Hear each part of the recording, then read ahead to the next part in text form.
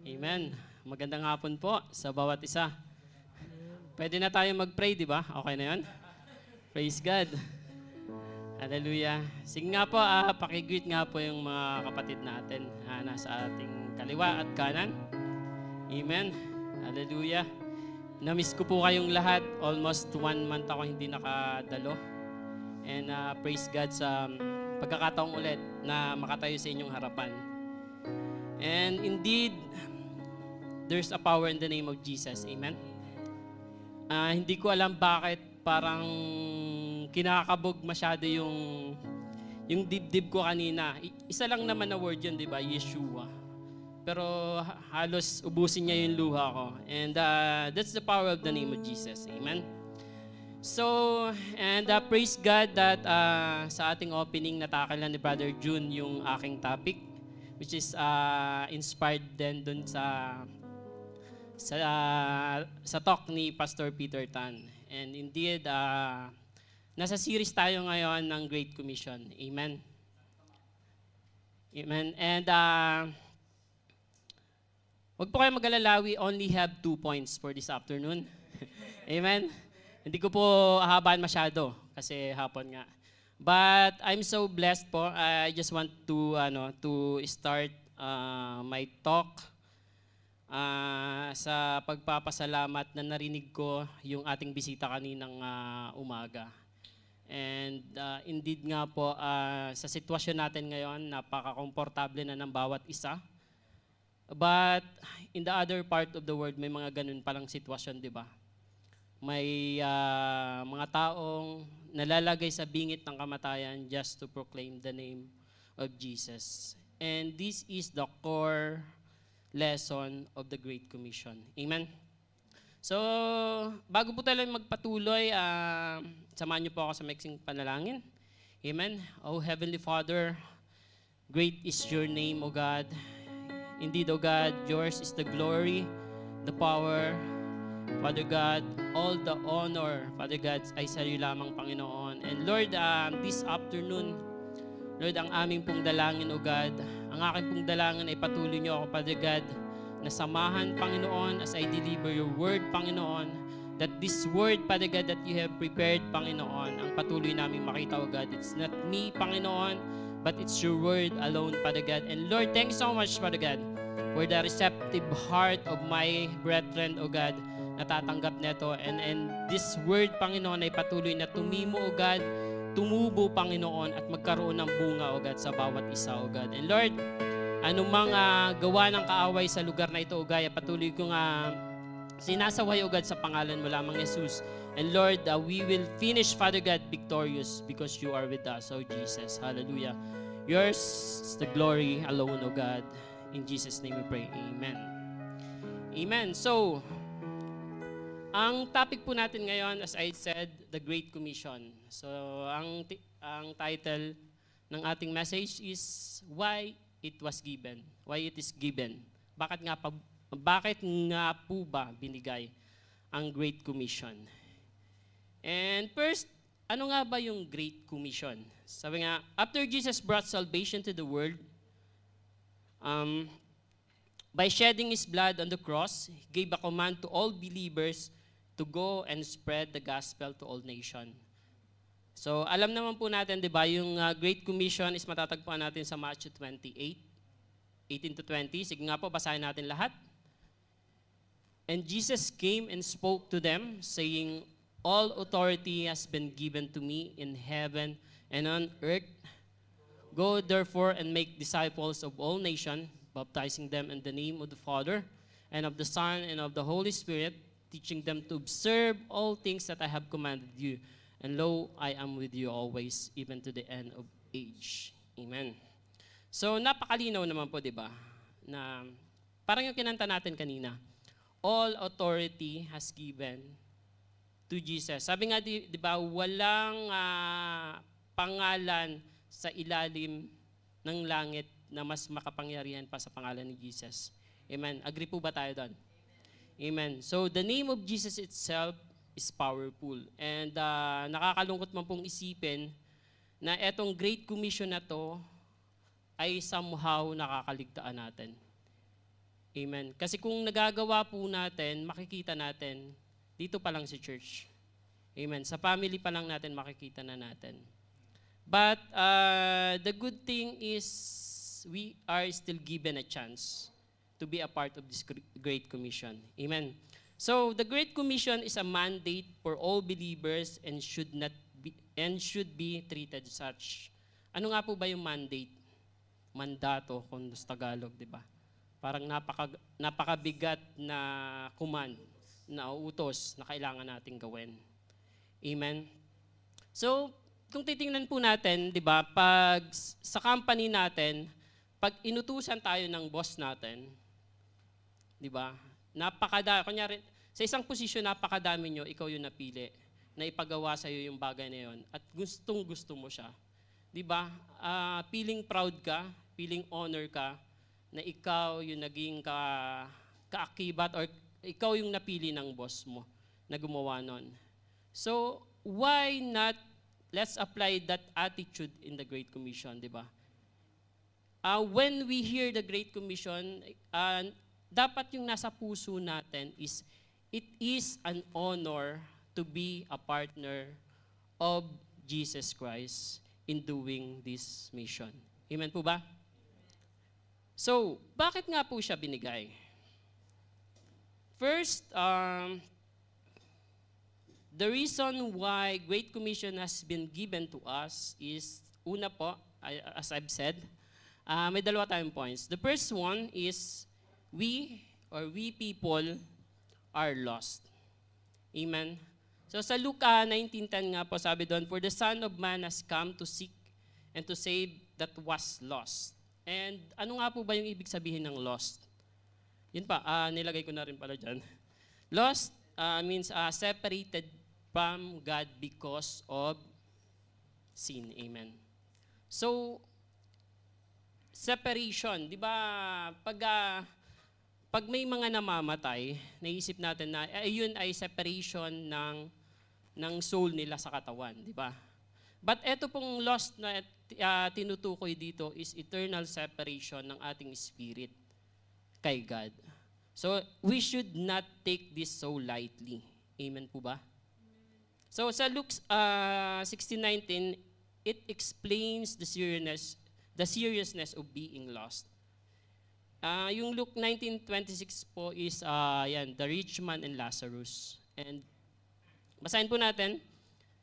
There was a certain rich man who was clothed in purple and fine linen and fared sumptuously every day. But there was a certain beggar named Lazarus, full of sores, who was laid at his gate. Sa 21, desiring to be fed with the crumbs which fell from the rich man's table. Moreover, the dogs came and licked his sores. Sa 22, so it was that the beggar died and was carried by angels to Abraham's bosom.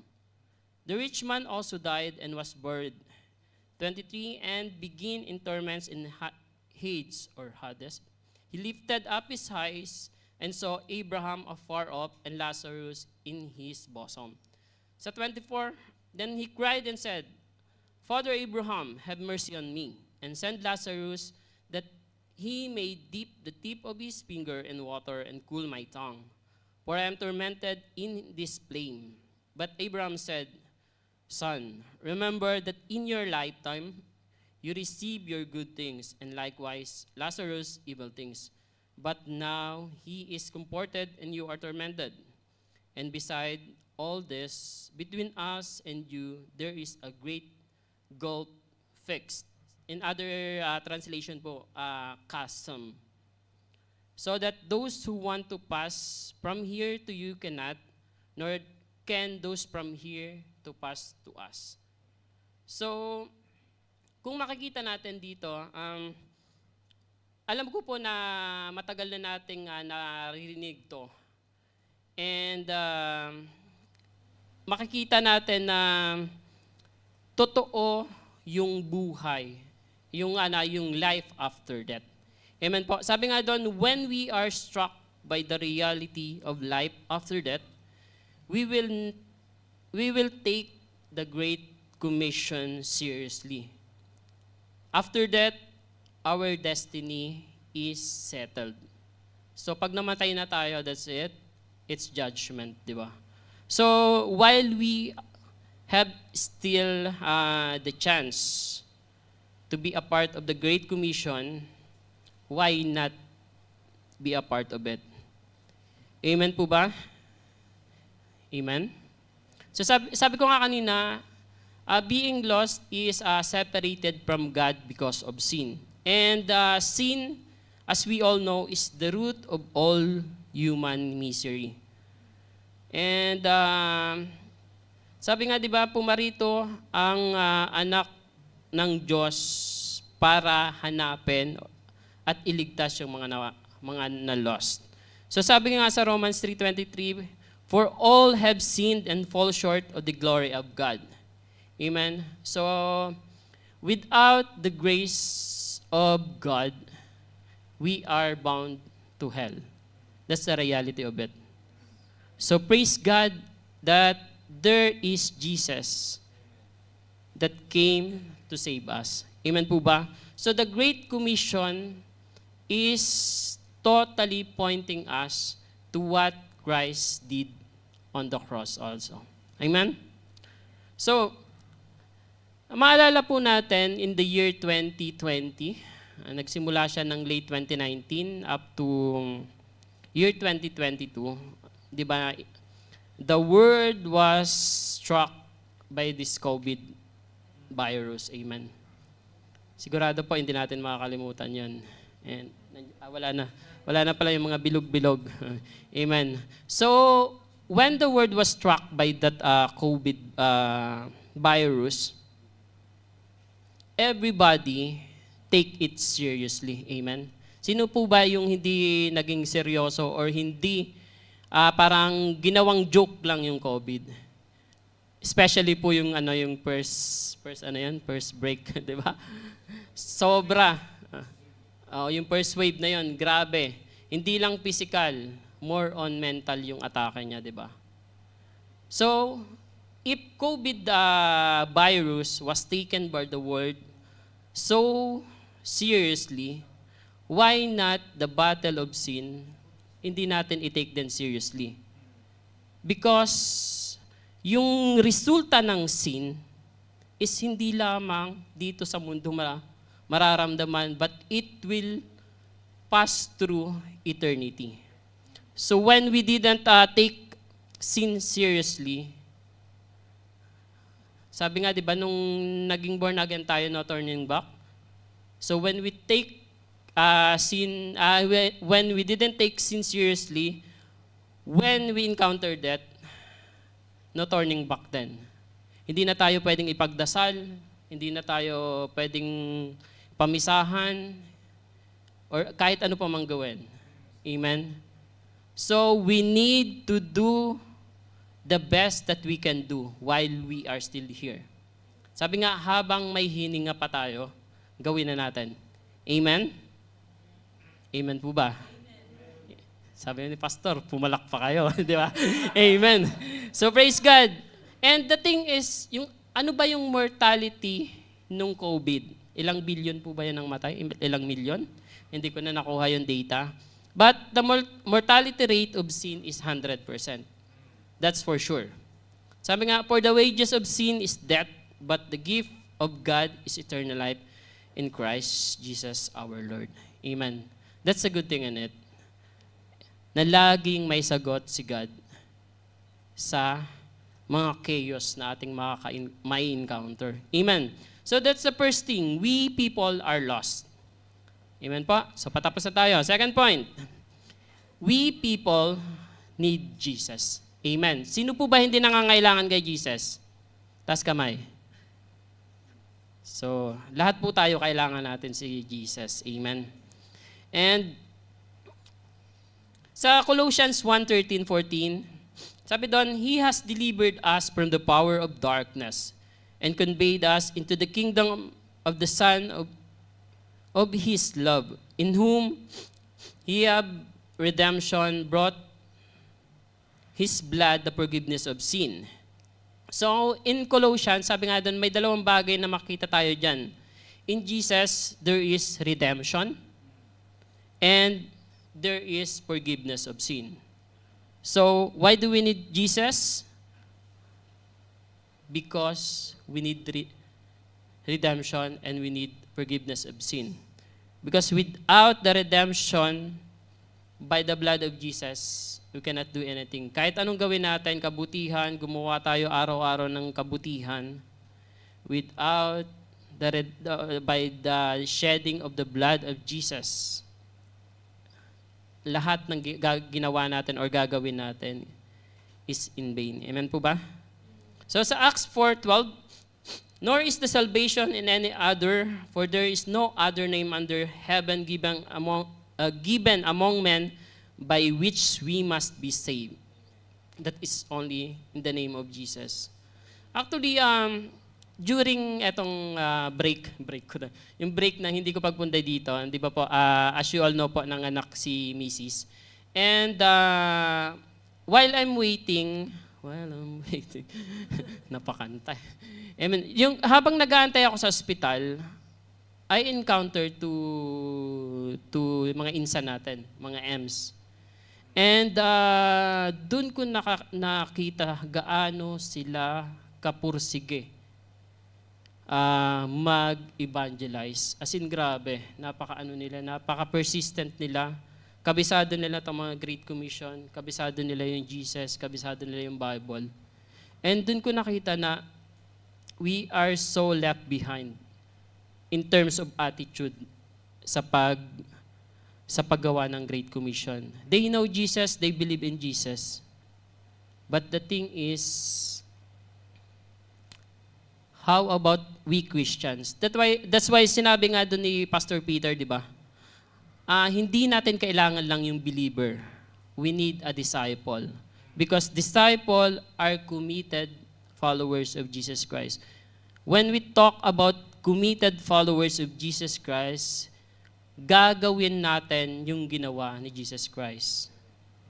Ang goal natin is maging Christ-like. That's the disciples. So that's the goal of JCLG. Amen po ba? That's our goal. Amen? So Great Commission is about Jesus, on how He loves us and how He died for us. Amen? So sabi nga, why is that so many who have hold the key or the key to salvation, the very message that could save someone from an eternity in hell and give them eternal life and a relationship with the loving Father, choose not to share it with others? Amen? Bakit nga po ba? Sa atin na lang, bakit hindi tayo ganoon kasigabo mag-share ng gift of salvation sa ating mga kapatid, sa ating mga kamag-anak, sa ating mga katrabaho? Diba? Kung alam natin na yung message na yun yung makakapagligtas sa kanila sa eternity in hell, bakit hindi natin ginagawa? Sabi nga, could it be that we see the Great Commission as something only overseas mission can accomplish, like Pastor kanina? Pastor Simon? Sila lang ba yung kailangang gumawa ng Great Commission? Or could it be that it can seem daunting to participate in it? Could it be that we do not recognize the urgency of this command? Akala ba natin napakahaba pa ng panahon bago yung pagbabalik ni Jesus? Could it be that we are so distracted with our own lives or too busy to listen when the Holy Spirit prompts us to share? So kung ano man po rason natin, we need to pray for it. Amen? There are many reasons why believers may not fully committed. We should all take the time to ask the Lord to reveal what is stopping us from obeying this command and ask Him to give us a passion to share the good news. Amen po. I'm not talking only to you, but I'm talking as well to myself. Amen? So, sabi nga, regardless of what the reason is, we must take the practical steps in our daily lives to help accomplish this mandate. So, mabilis lang po to. First, be led by the Holy Spirit. So, first and foremost, we can do nothing without the Holy Spirit. Amen. He is the one that gives us the power to do what the Bible says and guides us into all truth. So we must be sensitive to what He tells us to do and do it quickly, or do it to obey it quickly. We must be willingly allow Him to disrupt our daily routine and step out with a boldness and faith as we follow Him. We must understand that whatever God guides us to do, the Holy Spirit is the one that equips us to do it. Sabi, it is easy to get caught up in fears of being inadequate, which is lagi nating nararamdaman yun na iniisip natin hindi tayo ganun ka-equip na mag-share, di ba? Pwede natin sabihin, musician ako, hindi naman ako evangelist, hindi ako part ng evangelism ministry. Or nagluluto ako. So, bahala na dyan sila Nanay Pem kasi sila yun sa evangelism ministry. So, madami tayong rason, di ba? And not knowing what to say, or sabi nga, not feeling as though we have courage to do as God commands. But when God tells us to do something, He always provides us with what we need to accomplish. Amen? We may not physically see those provisions, but we must walk in faith, believing that they are there. We as believers get to be the vessel for the Holy Spirit to work through us to accomplish the will of God. The same Holy Spirit that was with Jesus' disciple and Jesus Himself is in us today. We have the access to that power, truth, and guidance which we need to use in order to fulfill the Great Commission. Yun po yung sabi sa John 16:7-15. So, second practical step that we can do is build relationship and share the good news with your sphere of influence. Sabi, many times Christians can consciously and subconsciously see the fulfilling of the Great Commission as an overseas endeavor, while forgetting there are many lives in their own nation that are lost. Yes, global mission are extremely important part of fulfilling the Great Commission, as Jesus said, to make disciples of all nations. But we must remember that all includes our own. Sabi nga sa Acts 18, di ba? From Judea, Samaria, and to the ends of the earth. So, why not simulan natin sa family natin, sa kaibigan natin, sa katrabaho natin, bago tayo lumabas? Diba? Kung yung paglabas is kakailanganin natin ng effort, kakailanganin natin ng finances, why not use our means? Nandun na sa bahay, nandun na sa compound, di ba? Napakadali po sabihin, pero we need a lot of courage. That's why we need to be led by the Holy Spirit. Amen? The simplest and quickest way for us to start participating in the fulfillment of this mandate is by impacting the lives of the people we are closest to, both in proximity and in relation. We have an amazing opportunity to build a reputation of strong character and integrity in the eyes of those around us. And from that, build deep relationship with the people in our community. In Matthew 5:14-16, it says that we are the salt and the light of the world, and through our reputation, we can bring glory to God. And nabanggit yun kanina ni Brother Jun, di ba? So sabi nga, di ba, every Friday, praise God, we're fine. Okay naman tayo. But how about when we are in our work, in our daily routine? How are we? Through our example of life lived for Christ, we can show the life-changing truth of the gospel at work in our own lives. God has us where we are for a purpose, and we must be faithful to fulfill His command in all situations, both here and abroad. Sabi nga ni Tatay Francis kanina, nandito ka sa Qatar in a for a purpose. Hindi ka lang nandito kasi nandito ka. Or pumunta ka lang dito. Ate, pumunta ka dito kasi may purpose ka. Ikaw din, bro. Ikaw din. And sa ating lahat, we are here in Qatar for a purpose. Amen? And third, give. Oh, magigiving na tayo. Financial giving is a great way to participate in a great commission. Through giving, we have the ability to partner with other believers to make an event bigger and more global impact for the kingdom. Amen. It enables us to empower the missionaries in ministries in advancement of the gospel and to spread our reach farther than we could on our own.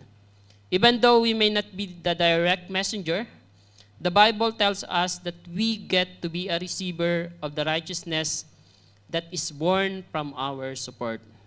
Sabi nga sa 2 Corinthians 9:10, He who supplies seed to the sower and bread for food will supply and multiply your seed for sowing and increase the harvest of your righteousness. Amen.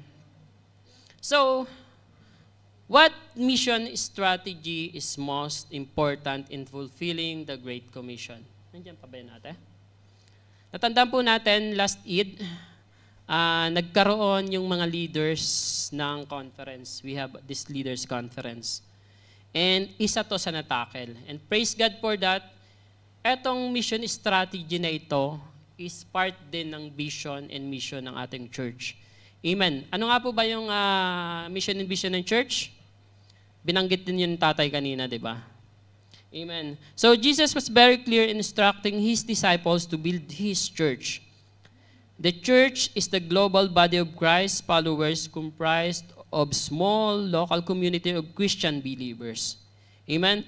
Scripture supports and research prove that the most effective way to reach people with the gospel and disciple them into becoming lifelong followers of Jesus is to start a local community of believers for them to be a part of. And this is called church planting. Amen. And nandun po yan sa ating mission and vision sa labas. Amen. Praise God that we are in line with what the Word of God is telling us. Amen. So, bakit nga po ba pinadala yung Great Commission? First, because we are lost. Amen. And the second thing is, we need Jesus. Amen. So, yun po tandaan natin that in this world na puno ng chaos, we still have hope, and that is in the name of Jesus. Amen. Kaya po, dapat hindi natin binabaliwala yung pangalang Jesus. Hindi natin siya dapat ginagamit in vain. Nagulat ka, ginamit mo. Nagalit ka, ginamit mo. Diba? So, we need to use the name of Jesus in a proper way. So, in conclusion po, when we take action through allowing the Holy Spirit to guide us in our daily lives, pursue sharing the good news with our community and support missions, we are able to make an impact for the kingdom in our everyday lives. God graciously allow us the chance to be a partner with Him. Let's not let anything stop us from taking part in this incredible opportunity. Amen?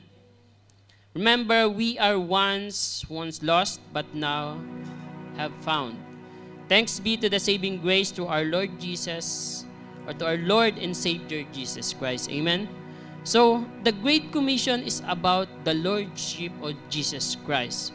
When He says, all authority in heaven was given to Him. So, the mission, make disciples. And the promise, Jesus promised that He will be with us unto the end of the ages. Amen. Praise be to God, and let's stand po. Let's pray. Hallelujah. Oh Heavenly Father, we praise your name, O God. We lift your name on high, O God. And thank you, God, that indeed, O God, in your name alone, O God, there is power, O God. There is healing. There is deliverance, O God. Hallelujah. And Lord, thank you, O God, that you have given us a chance, Panginoon, to be a partner of you, Father God, in this end of the end times, O God. And Lord, our prayer, Father God, that hindi namin, O God, masayang, Panginoon, yung pagkakataong pinagkakaloob mo, O God. That we will walk, Father God, as if this is the last, Father God. We will walk, Father God, with a heart that is longing, Father God, and looking for the eternity with you, O God. And thank you, God, that tonight, O God, or this afternoon, God, you are with us, O God. That indeed, Father God, we are once lost, O God. But thank you, Jesus, that you have saved us. And indeed, O God, we need you, O Jesus. And Lord, our prayer, O God, that you will continually walk, Panginoon, in the path that you want us to be, Father. Hallelujah. Salamat, Panginoon, sa kabutihan na ipinagkaloob mo, O God. Salamat sa grasya, O God, na ibinuhos mo, O God. And salamat sa privilege, O God, to be a part of your family, O God. Hallelujah. Wala kaming ibang mahiling, Panginoon, at wala kaming pwedeng ibang gawin, Panginoon, kung di ang sundin ka, Panginoon, mahalin ka, O God, sa paraang kaya namin, O God. And salamat, Panginoon, na yung kalakasang kakailanganin namin sa mga darating pang araw ay pinagkaloob mo na, O God. Hallelujah. And Lord, this afternoon, O God, patuloy namin itinataas ang inyong pangalan at patuloy namin ibabalik sa iyo lamang ang pinakamataas na papuri, pasasalamat at pagdakila sa tanging pangalan ni Jesus. Amen and amen.